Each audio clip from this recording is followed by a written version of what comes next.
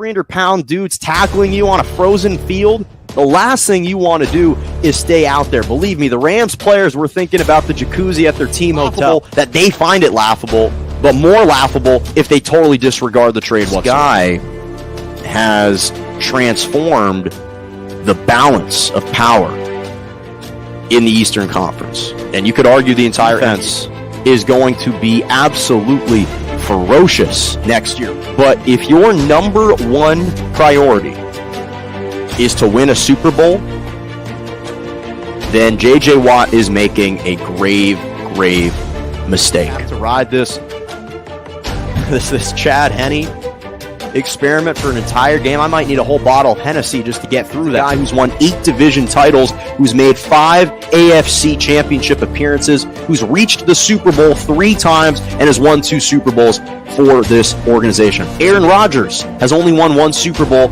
with Green Bay. Drew Brees has only won 1 Super Bowl with New Orleans. There's only 13 quarterbacks in NFL history that have won multiple Super Bowls, and Big Ben is one of those individuals.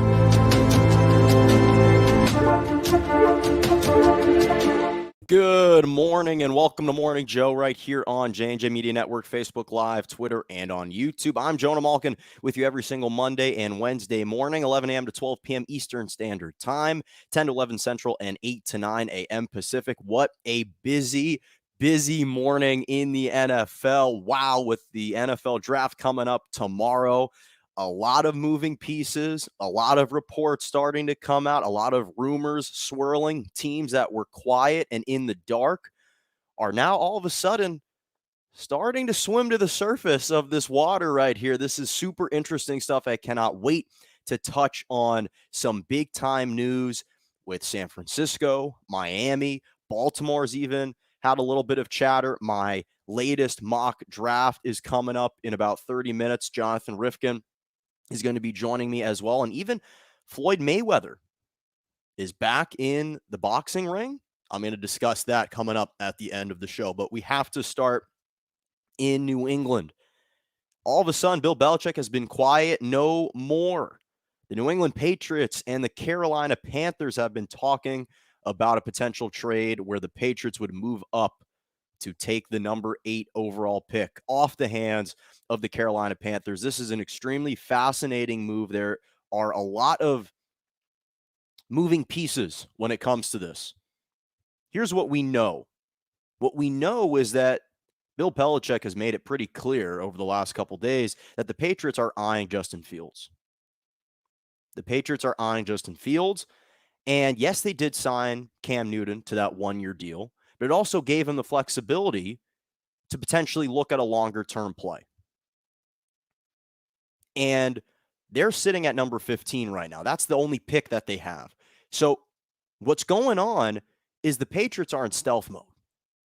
They are slowly creeping up, waiting for some of the chips to fall, and they want to be in the perfect position to perhaps land what could be the biggest coup in this entire draft. There's a game that I used to play when I was younger with my friends called 3 Flags Up, where you have one thrower of a football and you have 3 or 4 other guys standing about 10, 15 yards back, and the thrower chucks it up.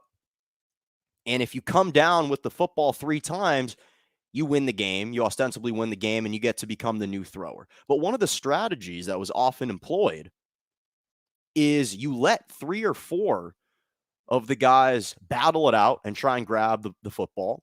And one guy hangs back and waits for the others to battle it out and have it ricochet off their hands. And then all of a sudden they're sitting underneath the pile with the football and they win the game. This is the strategy that's being employed right now by the New England Patriots. Now, granted, they have to move up to put themselves in that position. But right now, they're simply waiting to see what happens with the 49ers and with the Falcons. Because really, here's what we know. The only thing we know without a shadow of a doubt is that the first 3 picks in the NFL draft are going to be quarterbacks. We know the Jacksonville Jaguars, the New York Jets, and the 49ers are going to select a quarterback. We don't know what the status is of the Atlanta Falcons. They could go in a myriad of directions. So, sitting at number 8 for the Carolina Panthers and potentially the New England Patriots, if they're able to move up there, you're positioning yourself to at least get the 5th quarterback in the draft, most likely, or potentially the 4th. And the Carolina Panthers, Matt Rule has been pretty adamant about wanting to surround Sam Darnold with talent. So we know that they're not really targeting a quarterback at this time. They want to provide him with the best situation possible to win. And so they likely won't take a quarterback, even if you don't trade with them and you can't replace them and swap their position. They're not going to take a quarterback. And can you imagine what Bill Belichick will do if he gets his hands on Justin Fields? This is a team that was led by Cam Newton last year. They went 7-9, just missed the playoffs. And Cam Newton had his 2nd highest efficiency season of his career. Completed about 66% of his passes. Justin Fields is like a Cam Newton 2.0. They're both durable. Justin Fields is just as athletic, if not more athletic. He's more accurate than Cam Newton. In 3 seasons in college football, Justin Fields has averaged a higher completion percentage than Cam Newton in his best season in the NFL, which was with the Carolina Panthers in 2018, in which he completed 68% of his passes. Justin Fields doesn't turn the ball over, which is exactly the type of quarterback that Bill Belichick wants. And he's an impressionable young kid. This is a guy who Bill Belichick could absolutely utilize and put him in the best positions to win. Not to mention the temperament of Bill Belichick has shifted tremendously over the past year. Do you see the way he was treating Cam Newton? How he was jovial, how he was enthusiastic, how he was lenient, how he was encouraging. He was defending Cam Newton practically after every single game because of the lack of receivers or the lack of playing time coming off the injury. He was extremely complimentary of Cam Newton. Imagine how he would be if Justin Fields was his quarterback.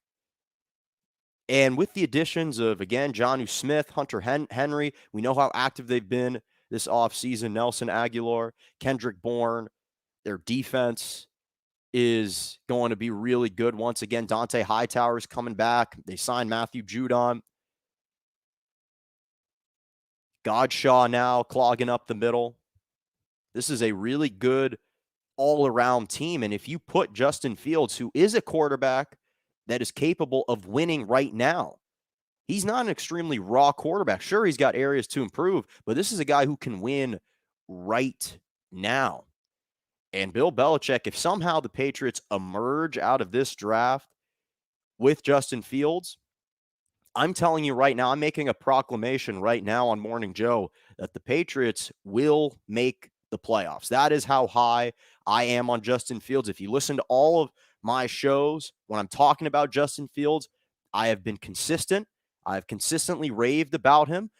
It's one of those interesting things where everyone's trying to debunk his talent. Everyone is trying to look past all of his tremendous assets and instead try and identify his flaws. And clearly, Bill Belichick isn't making that mistake. And it's going to be fascinating to see if he could pull off this theft, this heist in broad daylight, because that's what this would be. Bill Belichick would be robbing the NFL. This would be a daytime robbery or burglary. So I'm just extremely interested to see how this all shakes up. And now we could finally be able to evaluate Bill Belichick. Is he really this highly touted coach? Should he get a lot of this credit for the run that he and Tom Brady had together, because if he can start to mold Justin Fields and they can win, well, now he's all of a sudden right back in the conversation. So that'll be extremely interesting to see. And then from one team to the other, the San Francisco 49ers, this dilemma continues to percolate. And listen, trial day is tomorrow. The verdict will come out tomorrow. We will see where their intentions truly lie tomorrow. But Kyle Shanahan, the head coach, came out and made it pretty clear yesterday he wants Mac Jones. The problem is his scouting department and his general manager, they want now Trey Lance. And apparently, Kyle Shanahan might be willing to acquiesce to his scouting department's preferences. So what we know is that Mac Jones is a better pocket passer, right? That's what he's known for, being a pocket passer and being an accurate thrower of the football. He completed 77% of his passes last year at Alabama.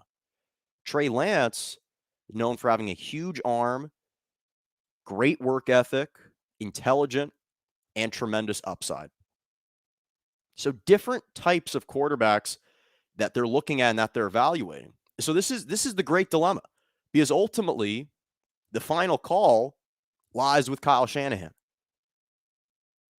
Yet the question is whether his department, his scouting department, and John Lynch will be able to induce him into selecting Trey Lance, because what they've said is that it's between that they've landed on a quarterback, and the two options are Mac Jones and Trey Lance. Those are the two picks.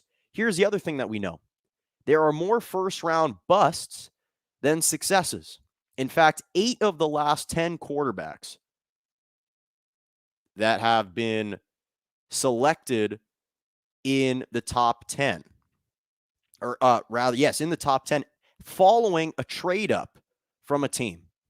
8 of the top 10 haven't been able to deliver for their squads. Those players include Sam Darnold, Josh Rosen, Mitchell Trubisky, Jared Goff, Carson Wentz, RG3, Robert Griffin III, Blaine Gabbert, and Mark Sanchez. Patrick Mahomes and Josh Allen are the only 2 quarterbacks to actually deliver as a top 10 overall pick after their team traded into the top 10 to select them. Here's the other thing that we know. In modern NFL history, a team has never traded into the top 5 to select a quarterback and have that quarterback be a starter for more than 6 years. Matt Ryan and Phillip Rivers are the only 2 quarterbacks to have been selected either 2nd, 3rd, or 4th overall after a team traded into the top 5 to select them in over a century. Yes, you heard that correctly. In over a century, those are the only 2 quarterbacks that were selected either 2nd, 3rd, or 4th overall to have been a starter with the team that drafted them that jumped into the top 5 for over 6 years or more. The other 10 top 5 but not first overall picks at the quarterback position: Blake Bortles, Sam Darnold, RG3, Joey Harrington, Marcus Mariota, Mark Sanchez, Tua, Trubisky, Vince Young, and Carson Wentz. That's what history says. That's what history tells us.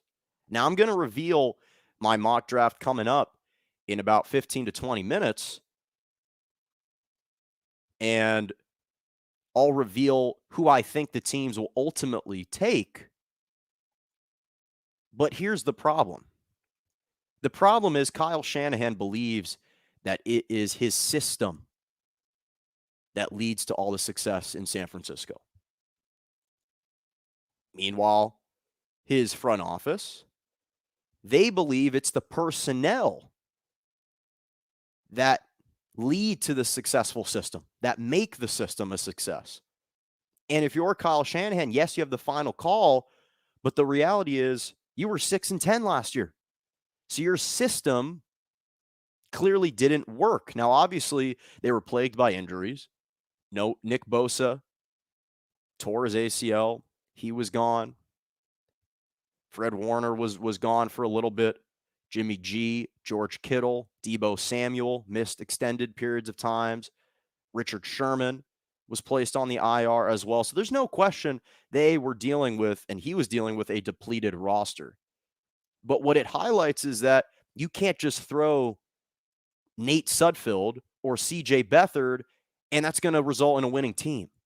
Because as a head coach, Kyle Shanahan is 31-36 in his career with the San Francisco 49ers as a head coach. Now, I think he's a brilliant, innovative, young head coach that is extremely talented, and he's already reached a Super Bowl, but that Super Bowl was reached with Jimmy Garoppolo at the helm. Jimmy G, when he had a healthy Jimmy Garoppolo, that was the only time that he ever reached the Super Bowl. Unfortunately, without Jimmy G and without a competent quarterback, he hasn't made the postseason. That's the reality. That's the empirical evidence. So if the choice is legitimately between Trey Lance or Mac Jones, if it was me, I'm going with Trey Lance. If that is truly the choice, if that's option A and B, I'm going with Trey Lance. I think that Jimmy Garoppolo, yes, the injury concern is legitimate, but I think that Jimmy G is better than Mac Jones. I think him at his peak is still better than Mac Jones, whatever that ceiling is. And Trey Lance has got a tremendous upside and can sit out a year behind Jimmy Garoppolo. So that's what I would say. I think that, again, this notion of kind of quote unquote falling back to Jimmy Garoppolo has kind of been overblown. And the big key is, in my opinion, you can't draft a player as a backup under the assumption that your starter will get injured. You have to draft a player with the intention of them being a starter, and how will their skill sets fit within your system? Because if you draft a player with the other approach, then you're asking for failure, and you'll likely lead to failure as well.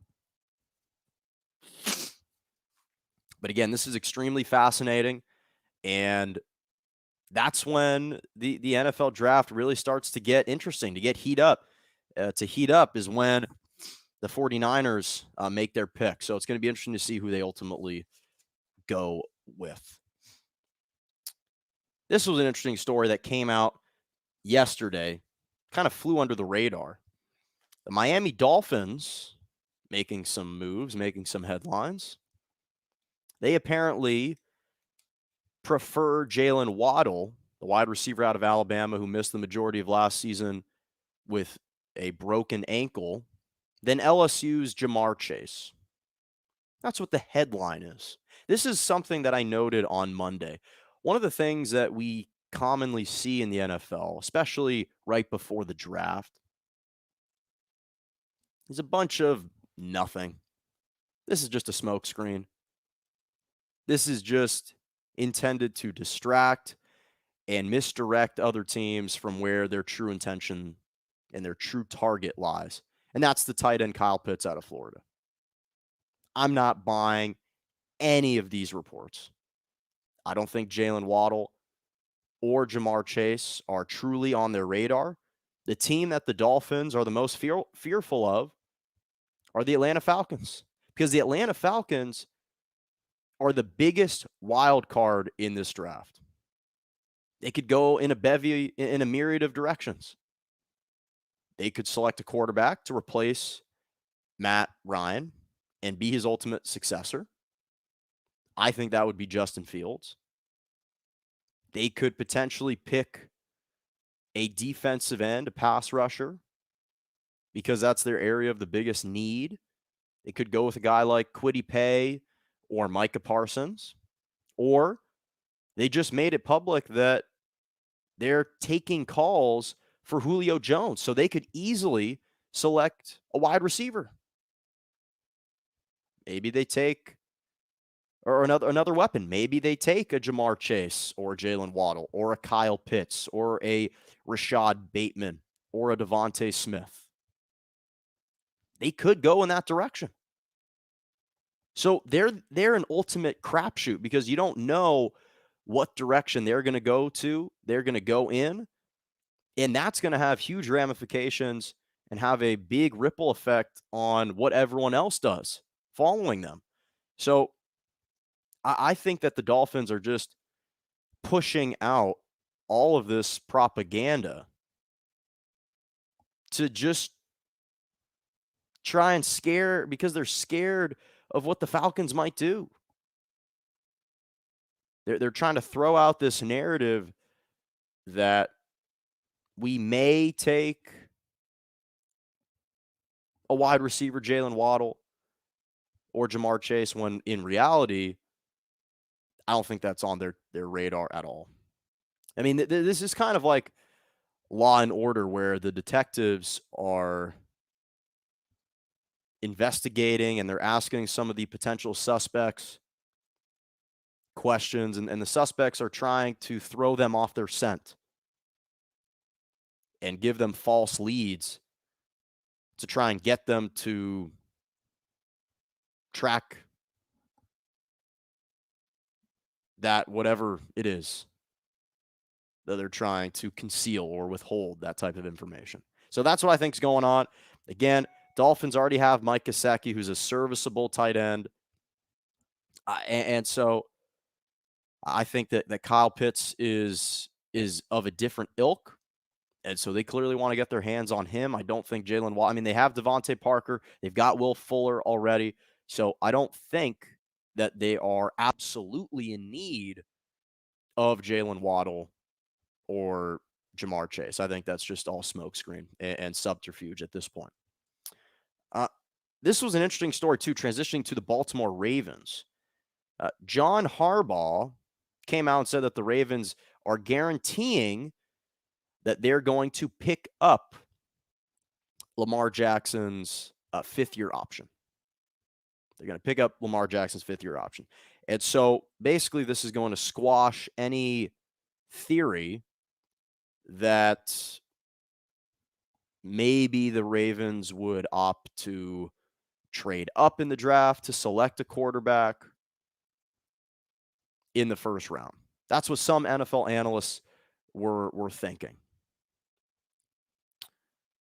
And to me, part of the reason is because we know what direction the cap hit works and how expensive it is now, what the going rate is for a quarterback in the NFL. Starting quarterback in the NFL is $40 million a year. But this is a huge slight to Lamar Jackson. The fact that this is even a headline, that this is even a story, is beneath the Baltimore Ravens. This is like when Hugh Jackson, the head coach of the Cleveland Browns a couple years ago, on Hard Knocks, called Baker Mayfield into his office and congratulated him for winning the backup job behind Tyrod Taylor and ahead of Drew Stanton. Yeah, we know. That was a given. That was obvious from the jump. So this was the only prudent move they could make. This was an obvious move to select and pick up that fifth-year option of Lamar Jackson. This is a guy, Lamar Jackson, who won the MVP, who is an MVP, a unanimous MVP, who's won the division twice, who's reached the playoffs all 3 seasons he's been the quarterback of the Baltimore Ravens. He's won a playoff game. He's won more games as a starting quarterback, 30, than any other NFL quarterback since taking over as Baltimore starter 3 years ago.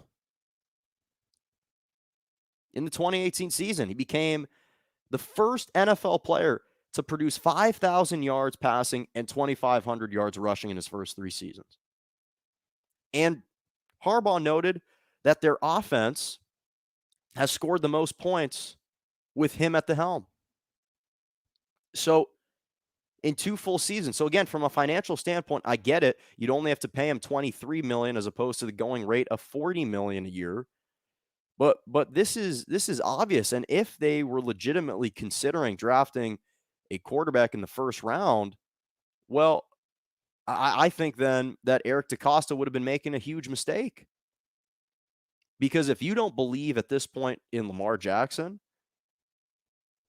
then I'm not sure what you're not seeing. I get it. There are certainly flaws in his game that he can improve and build on, but this is a guy who's already accomplished so much, and he's just 24 years old. So we know that his representation and the Ravens have kind of reached an impasse in negotiations and are in a gridlock, a gridlock a little bit. We know that his representation wants a little bit more than what the Ravens are willing to offer at this point. But I think that this is a huge mistake if they are, in fact, thinking about going in this direction. By the way, a couple notable notes in the NFL, latest reports and news. Antonio Brown just came out this morning and has re-signed with the Tampa Bay Buccaneers. 1 year, about $3.1 million worth, up to $6.2 billion potentially in incentives. And now the Bucs are bringing back all 22 starters from the Super Bowl last year. They're bringing back what they said is their top 16 snap count leaders on offense, their top 21 snap count leaders on defense, all of their coordinators. And this is a guy in Antonio Brown who's clearly trying to polish up his image a little bit more. And this is a 7-time Pro Bowler, a 4-time first team All NFL. And last year, he had a fairly productive season despite only playing in 8 games, 45 catches, 483 yards, 4 touchdowns for the Buccaneers last year, 5 catches, 22 yards, a touchdown in the Super Bowl.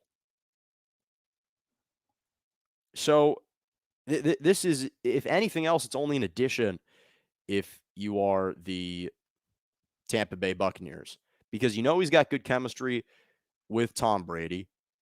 So can't hurt to simply bring him on. And apparently, the Atlanta Falcons have made the number 4 overall pick. It's still available, still up in the air. They continue to hold trade talks for that pick, but they haven't received an offer that they like as of yet, although the Detroit Lions have apparently come out and have tried to move up to number 4 to select Ja'Marr Chase, the wide receiver out of LSU. And for me, I don't really understand why they're trying to trade up to number 4 to select him. I have him being selected at number 7 by the Detroit Lions, so I'm not sure why it is that they feel he might go ahead of them. Maybe they think the Atlanta Falcons may select Ja'Marr Chase, although, again, while there are a bunch of directions that they could go in, I'm not sure that's the one that they would opt for, but we'll see. Not to mention the Washington football team could potentially trade up, is what they came out and said this morning. They've done legwork on moving into the top 10, but aren't interested in selecting a quarterback. That seems a little bit odd, given that Tyler Heineke and Ryan Fitzpatrick are your only options at quarterback. I'm not sure how much I buy that, personally. But we will see. We will see. Okay. We will step aside for a quick 30-second break. Coming up, my mock draft will be coming up. Not who I would personally take, but who I think these NFL teams will take. And then in 10 minutes, Jonathan Rifkind is going to be joining me as well. So step aside for 30 seconds. We'll be back in a moment. Right here, you're watching Morning Joe.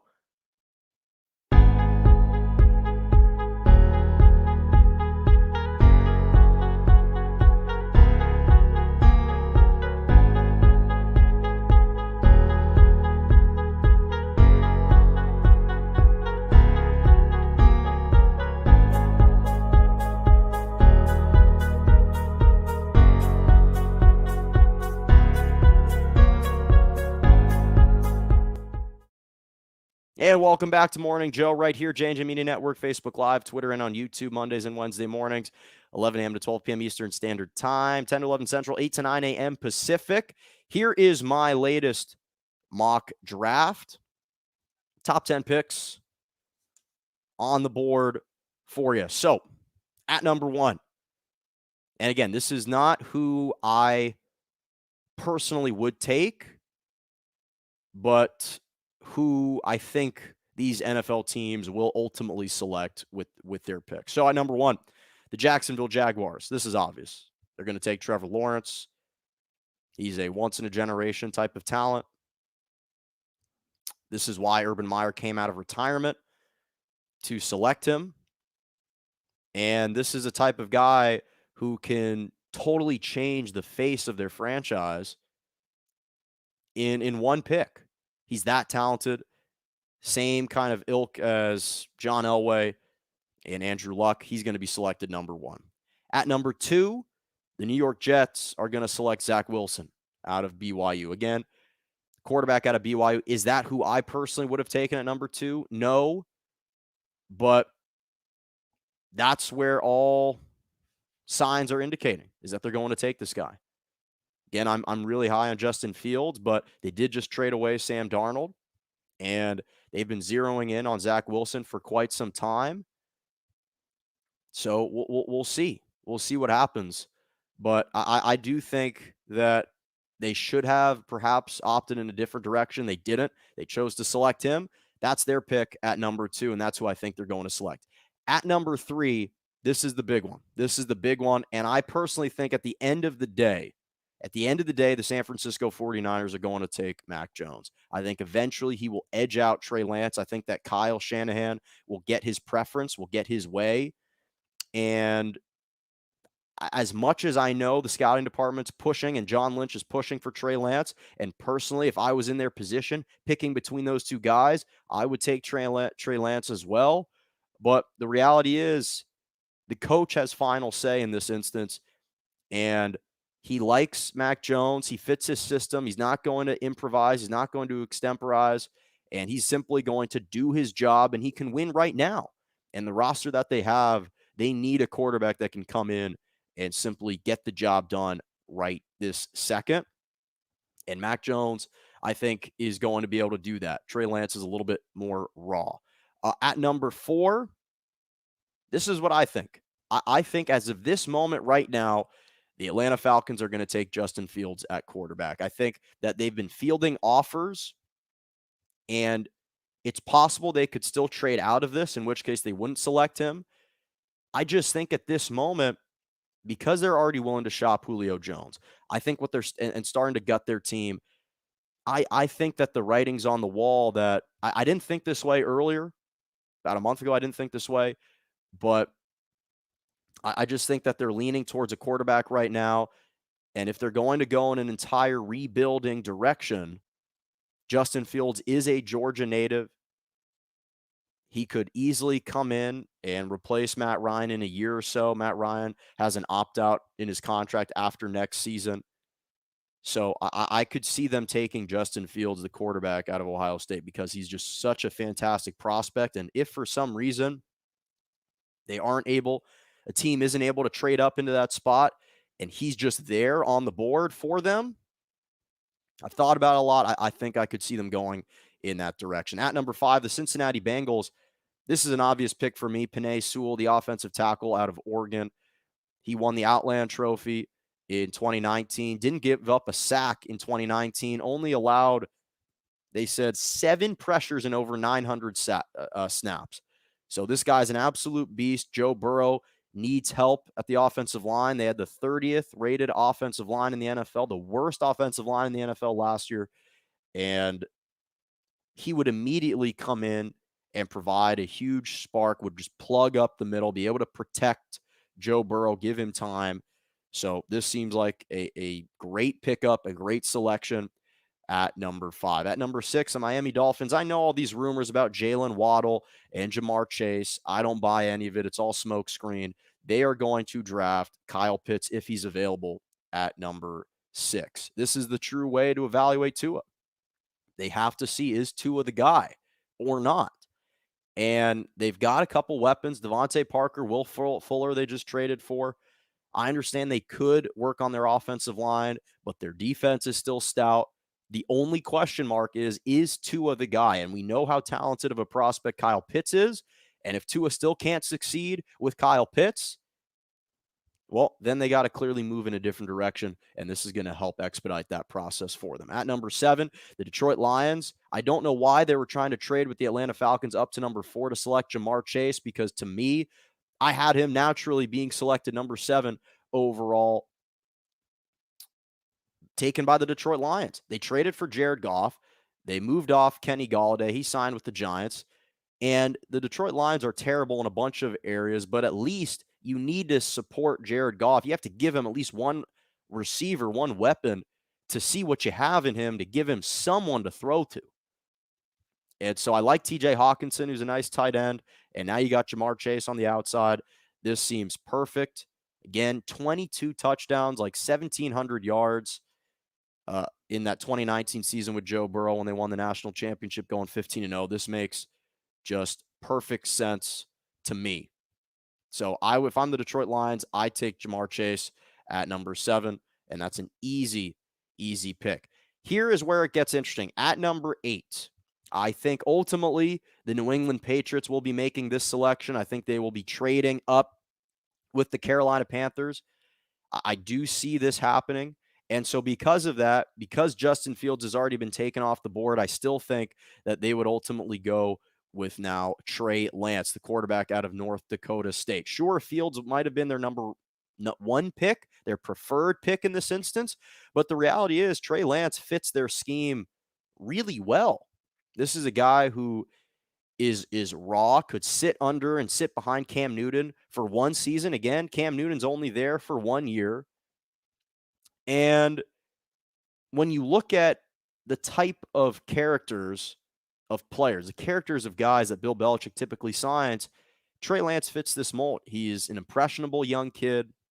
He's talented. He's a hard worker. He's great on the board. He asks questions. He's eager to learn from his coaches. And Bill Belichick, I think, would be able to do a number with him. Again, an elite prospect, a really talented and versatile guy who would come in and just fit their system really well. And I think that even if Fields doesn't drop to number 8, Bill Belichick would happily take him at number 8, Trey Lance, if he's still on the board. So then at number 9, I don't really know what the Denver Broncos are doing. Maybe they'll trade up, maybe not. I haven't heard any rumors about them trading up. So if they don't and they stay pat at number 9, I think they're going to draft Rashawn Slater, the offensive tackle out of Northwestern. Right now, when you look at the Denver Broncos, Garrett Bowles is finally blossoming. They drafted him, an offensive tackle, in 2017, but they lost a couple guys on the offensive line. They lost their backups. They need someone to take over at right tackle or left tackle. You can switch them up. And Rashawn Slater is a huge guy. I mean, he's like 6'4", 315 pounds, excellent tackle. And he would be a nice building block for the Denver Broncos moving forward. And at number 10, the Dallas Cowboys. Dallas Cowboys, we've been talking about this for, it feels like, weeks. Defense. They need a defensive playmaker. Patrick Surtain, the second out of Alabama, is there. He can break up passes. He's big. He's physical. He'll dislodge passes. And his father, Patrick Surtain Sr., was a former cornerback in the NFL for 11 seasons. And so you know that his technique's going to be impeccable. His ability to lead wide receivers to a specific direction will be really good. He's got a great field awareness. So that's what I think Dallas Cowboys should go. I think that's the direction that they will go in. And that is my mock 10, my top 10 picks in this mock draft. So now I'm going to bring on friend of the show, colleague. This guy just seems to do everything. I could call him a sports expert, period, because he's involved with the Pac-12, the Ryan D. Leaf show, Believe in the Pac-12. He's a broadcaster in the CIF San Diego section. My friend Jonathan Rifkind joins me on Morning Joe. Johnny, good morning. Good morning. How we doing? We're Can you doing. hear me? I can hear you. Can you hear me? Yeah, I can hear you. All right. So I want to do something fun with you, Johnny. I want to do a little mock draft, just the first 15 picks. But the way I want to do it is not how you and I necessarily predict the teams will ultimately select, but if you and I were the GMs, how would we make these selections? Which guys would we go with? All Okay. right, fair enough. Yeah, but as we go along, I want to hear. I know you just did your mock draft. I want to hear who you think you would pick is going to be picked in a realistic scenario on Thursday night, in real life, because I think that that's an interesting conversation to have, and I'm curious. I caught the back end. I caught the back end, I and was there gonna was say, definitely did you not a listen? Did you few not listen interesting. to my last 10 minutes? There Jeez, were Johnny. there were a few interesting picks in there, Jonah, that require some discourse from me because if it Okay. doesn't happen now, it's going to happen after the show. And I think that while we have the camera on us, we might as well make some sort of content out of it. So That's fair. We can do that. So because this is my show, I'm gonna go first. So you're gonna play second fiddle here, I always because play second fiddle because with you, Jonah. This is indicative of our real life together.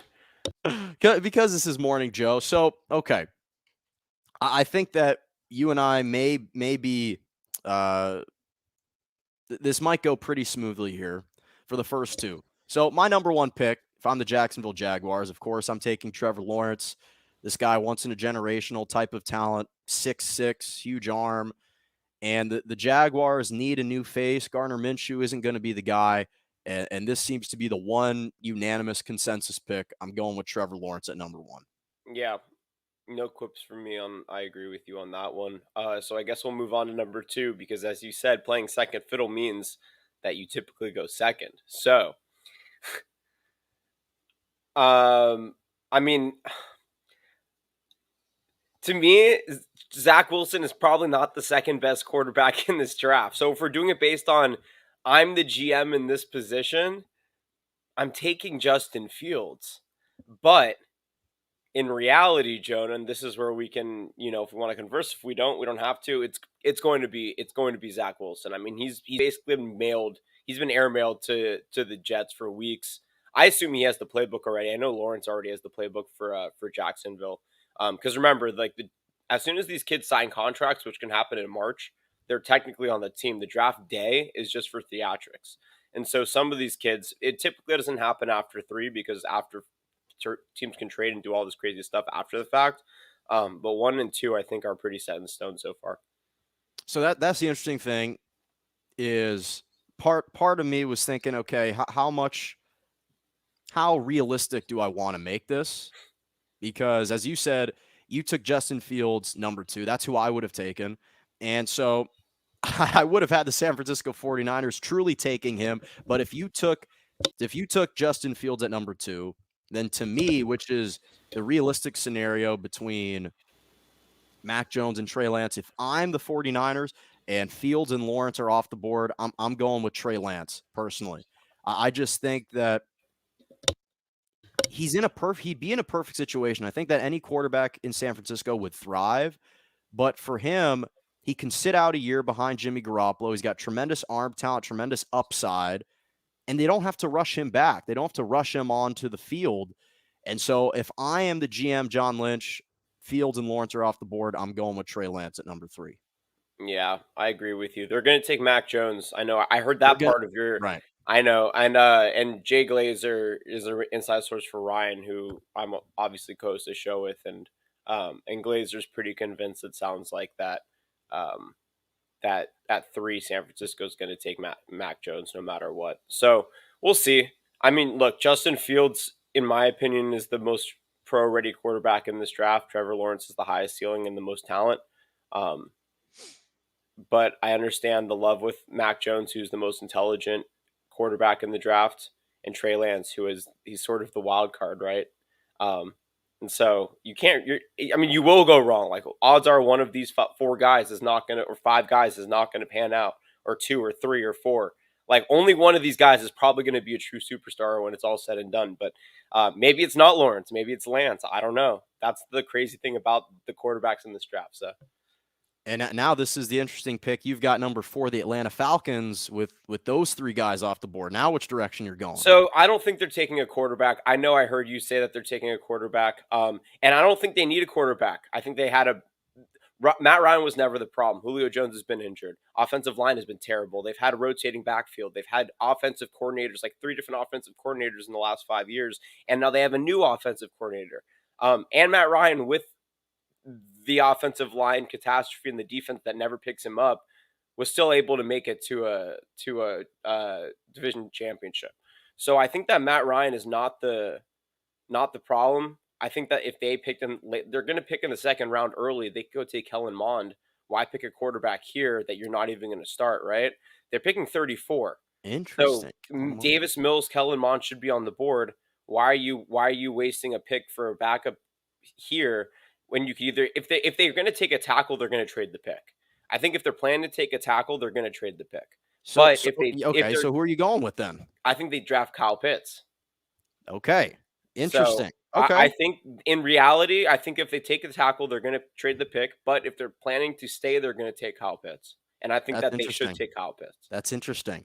And what's funny is that's why they're such a wild card to me, because I agree with you that they could go in so many different directions. I mean, I had them ultimately going with Justin Fields at the moment.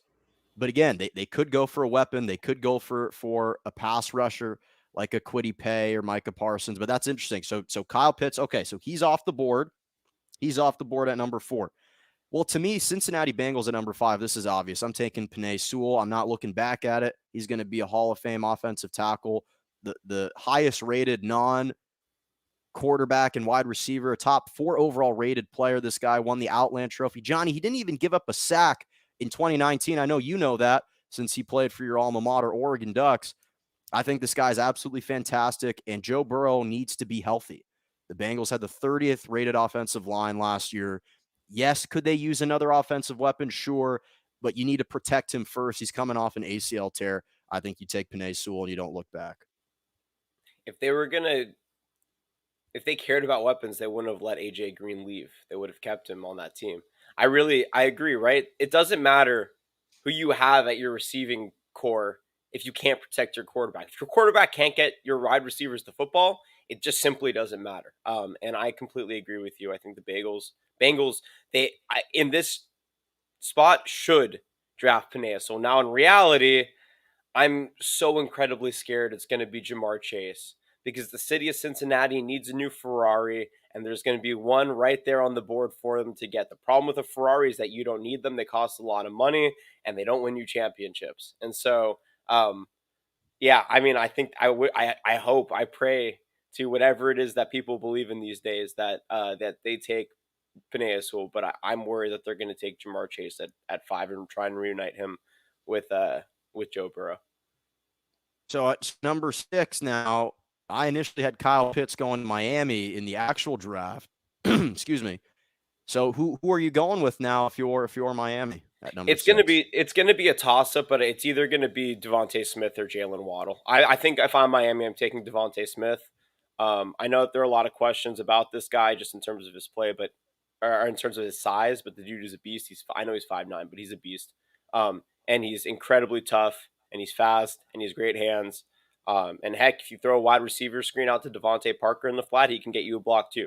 So I think that. Oh, excuse me. Are we talking about the Lions? Just kidding. Not Devontae. No, the Dolphins. Yeah, Dolphins. Yeah, okay, Dolphins. good. Yeah, we're Smith. on the same page. Okay.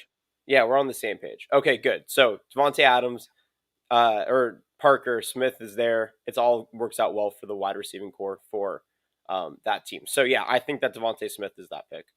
Okay. Now we're gonna have to speed up these next 8 picks. So we'll do a little bit kind of speed round here.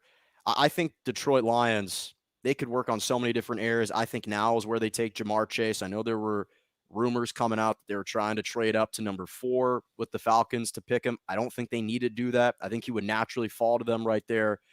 Jared Goff needs a receiver. They don't have anyone. Kenny Galladay's gone. I think they take Jamar Chase at number 7. And if Chase isn't there for some reason, Jonah, I know we need to speed this up because the Bengals, the Falcons, or somebody trades up to take him, Devontae Smith is a fine second option for them. So yes, Agreed. Okay. Agreed. All right, now Well, here's so the we're big at one, 8 Johnny. now. You're number 8, All right, Carolina number 8. I Panthers. have a trade in the works for number 8. I have the Dallas Cowboys trading up into number 8. Oh, check that. No, I Wow. don't. Excuse me. I don't. No, I don't. I have Carolina taking Rashawn Slater. Okay. Sorry. I've done a Interesting. lot Okay. of these. I've Damn. done a lot of these mock drafts. I have another one later today too. That's a So, good one. That's a good one. I was about to have the Denver Broncos drafting him. Okay. Okay. You've got Rashawn Slater at number 8. So that means the Patriots are still at 15. Okay. So now if I'm the Denver Broncos, I am going to go. Oh, this is tough. This is tough. Okay. Then if I'm the what quarterbacks are on the Denver board, Broncos, Jonah? I'm gonna go. I'm gonna go with Elijah Vera Tucker, the offensive Interesting. tackle out of USC. I had him going later to the Chargers, but I think that the Denver Broncos aren't going to be a team that are going to trade up for a quarterback. I just don't. They haven't seemed to indicate that. I don't think they're going to do it. And their next area of need is the offensive line. They've had a couple guys leave. They're the 25th rated offensive line last year, and Elijah Vera Tucker is the next guy I have on my board for an offensive tackle. So I think the Broncos are going with him at number 9. I mean that it's an interesting pick. They could use him. I think that if a rotating crew of Justin Fields, Mac Jones, or Trey Lance is there, that we'll see the Broncos take a quarterback. But that's one of the tougher guesses in this draft, I think, in the first round. All right, moving on then to that was 9, right? Number 10, the Cowboys. Yep. Yeah, I mean, I heard you say it when I hopped on. I think that they're gonna stick here and take Patrick Surtain. Dude's a beast, lockdown corner. They made a mistake drafting a wide receiver in the first round last year. And again, why? Because our friend Jerry Jones loves shiny new Ferraris. But shiny new Ferraris, they cost a lot. They're a lot to insure. You gotta get them fixed up a ton, and they rarely win you championships. So, yeah, I think that they're going to take Patrick Surtain at 10. And if I was them, I would take Patrick Surtain at 10. Okay. At number 11, man, this throws off what I was going to do with the Giants here. Well, I think they could go in a couple different directions. I wanted to have Christian Darrisaw, the offensive tackle for Virginia Tech, going a little bit later. But you know what? I'll have him going with the Giants at number 11. They need help at the offensive line. He's the next rated guy out of Virginia Tech. This is a big guy, 6'5", 315 pounds. I have the Giants going with Christian Darrisaw in this spot. Yep. Good pick. All right, moving on to 12. I believe that the Eagles have that pick. Yep, From Miami. Eagles. They desperately need a linebacker. They also desperately need a wide receiver. Again, man, this is a tough one because Micah Parsons, he hasn't been drafted yet between the two of us right now. He hasn't. No. Micah Parsons is a phenomenal pick here. However, this being a team that has done what it's done the last few years, I think they're going to draft Jalen Waddle. I could see that happening. They do need some help on the off. I mean, they need some weapons. They need some weapons that can. They need everybody. They cut every. They have no wide receivers. They have none. J.J. Arcega-Whiteside. Right. That's true. That's it. Well, they have Jalen Reagor also, the wide receiver, but he's not that downfield fast. threat. That's all he is. Jalen Hurts Okay. possession. So you're going with Waddle at 13. Man, the Chargers. See this. No, Waddle at 12. You're on 13. Waddle at 12. I'm on 13 with the Chargers. See, they need a tackle. I had 2 before him. Oh man, they need an offensive tackle to protect. Did you you didn't say Christian Darrisaw, did you? I did. I just said it for the Giants. For the Giants. That's the problem. Because I had Rashawn Slater going to the Broncos at 9. You had him going to the Panthers at 8. Yeah. So then, so the next guy. Walker Little. I'm going to go Tevin Jenkins out of Oklahoma State. Okay. because I think that the area they need, regardless of best available on the board, is a tackle, is an offensive tackle. And at this point, he's about the 5th or 6th guy left. I think they go with him. Tevin Jenkins at Oklahoma Yeah, or State. Walker. I mean, you can't. Him and Walker Little are both the next two up, True. I would say, from True. Stanford. So you True. can't go wrong. All right. We Final are pick for you, Minnesota Vikings. my final pick, the Minnesota Vikings. Wow, there's a lot that the Vikings can do. I think that it's pretty. They also they need tackle help really badly, especially for their Dalvin Cook running back. Did you see Elijah Vera Tucker yet?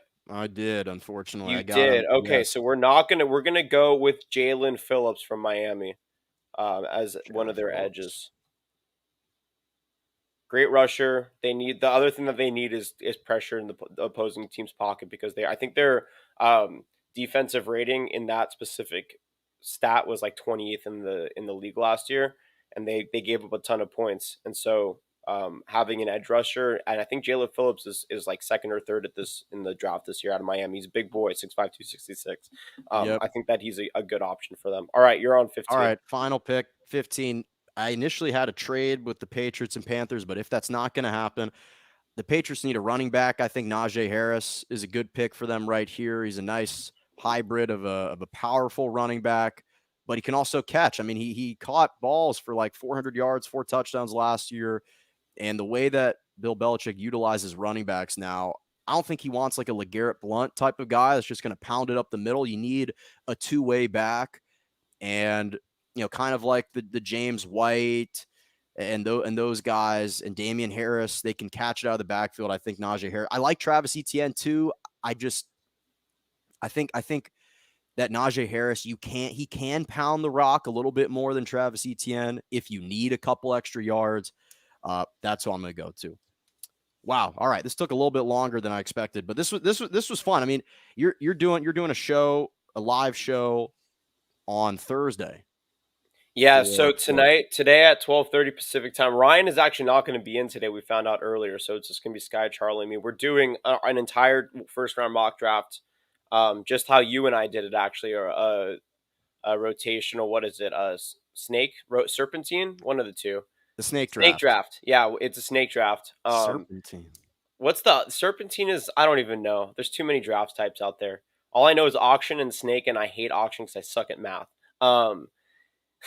And then yeah, so tomorrow we're doing a live show during the draft on Twitter and on YouTube, just live reactions. I'm sure that we are going to have a lot to say about some of these teams and the decisions that they make. So yeah, I mean Jonah, you should hit us up through the chat. We'll make sure that you can get your voice heard a little bit because you have some interesting things to say about some of these teams and their picks. I do, and unfortunately, we don't have as much time today to have talked about it. But I mean, I just think to me, Johnny, the Falcons are the biggest wild card here because I think what they do can honestly determine what everyone else does Now in a remember lot the of Falcons ways. could take Panay Sewell also at 4, just really quickly. That is a viable option for them, which changes up everything else from 5 to 32 in the first round.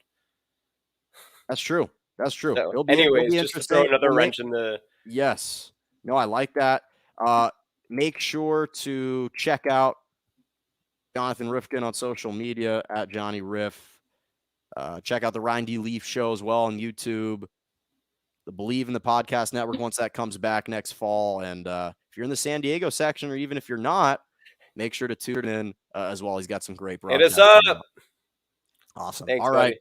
Thank you, Johnny. Have a good Bye. one, man. Thanks for coming on. Yep. All right. Jonathan Rifkin, happy to have him on with me. And so here's an interesting story.